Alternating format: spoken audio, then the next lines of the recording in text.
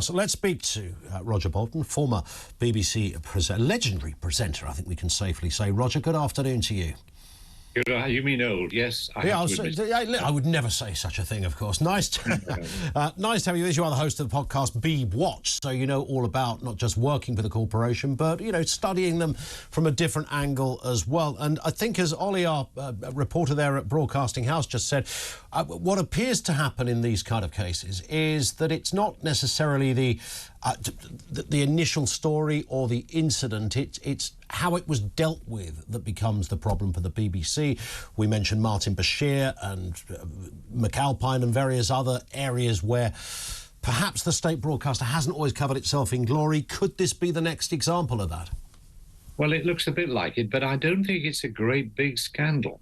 I mean, in the past, I think the BBC, like other organisations, like the Roman Catholic Church, Church of England, have put the institution before the individual. Concerned about protecting their reputation rather than concerned for the fate of the individuals involved. I do not think it's happening in this case. The worst that can be said to the BBC is that 7 weeks ago, they were told something, we don't know what they were told, and they did not suspend the person involved. Yeah. But we don't know whether they had the information. We are then told on Thursday additional information was given. They have then acted.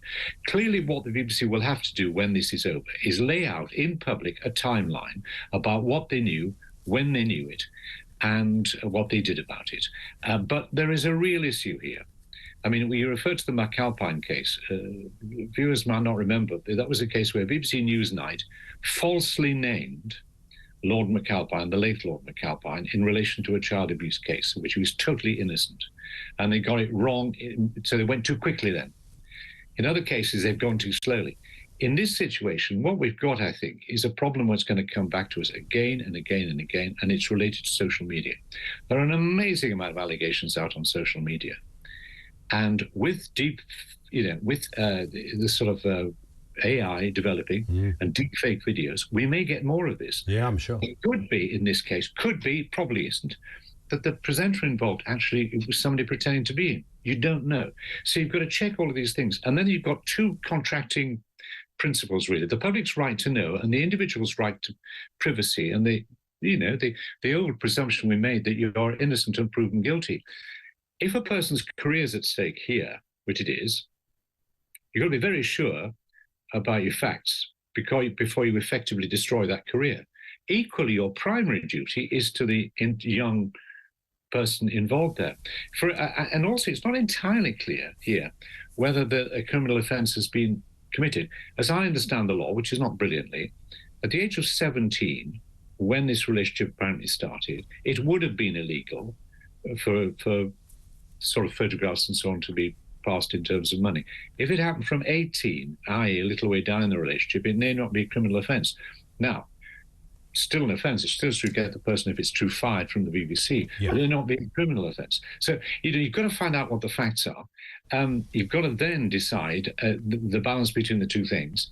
And I guess what's happening now is, A, the police will investigate, B, the BBC will investigate, and C, this presenter, whoever it is, will be sitting down with his agent saying, OK, my reputation is almost entirely destroyed. Do I come out and give my side of the case, which will probably mean that I'm off air and don't work for 4 or 5 years, but there's a slight faint possibility of a career in the future. Do I stay stum and whatever? But the BBC will not say anything more, I think. The thing is, should the BBC have known? All I would say is, I worked with a guy called Frank Boff about 35 years ago, wonderful presenter, perhaps one of the best, most famous people. A little bit later than that, about 10 years after that, probably the best-known face in broadcasting, went into a brothel dressed as a woman and took drugs in front of lots of other people. I mean, you can't forecast some of these things. People were all a bit peculiar in many ways.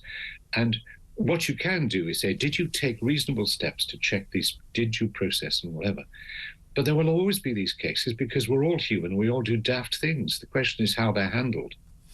Do you think, Roger, I mean, everything you've just said there is unarguable in the literal sense of it all and the legal sense as well. Even the Sun newspaper haven't published sufficient evidence to establish a criminal offence either. So it's not even that the tabloids are trying to play that game. But given how thorough you've just been, and it was a lovely encapsulating description of events, there's surely enough there in the current epoch that we exist within, and the high risk of the BBC issues based on previous problems that we just discussed.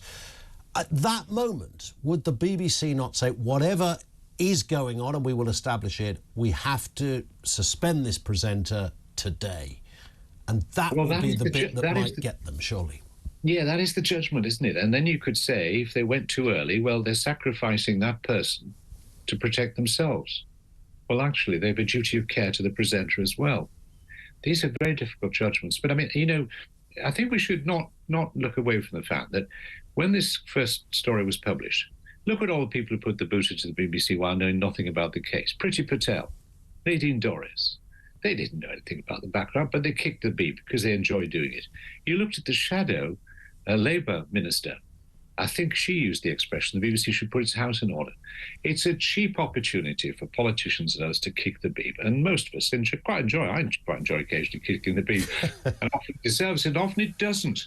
And in this instance, I think we better be careful and get all the facts out before we jump to judgment. I do not think, in the end, this will be one of the big scandals. The big scandals about the BBC are where they deliberately suppress information that the public has a right to know to protect themselves. Yeah. I've yet to see enough evidence that's the case. We'll watch with interest. The next 48 hours, I think, could be quite telling. Roger, thank you. Very thorough stuff from Roger Bolton.